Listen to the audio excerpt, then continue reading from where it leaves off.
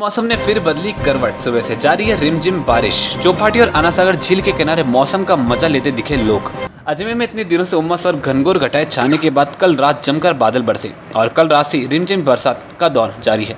सावन के बाद भादवे की इस पहली बारिश का मजा लेने के लिए लोग भी अपने घरों से निकलना शुरू हो गए हैं। आनासागर झील चौपाटी के पास भी खासी भीड़ नजर आई।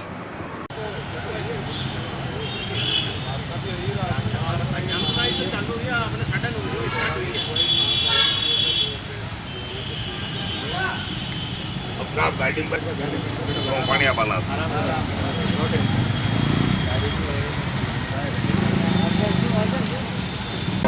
Audio Jungle.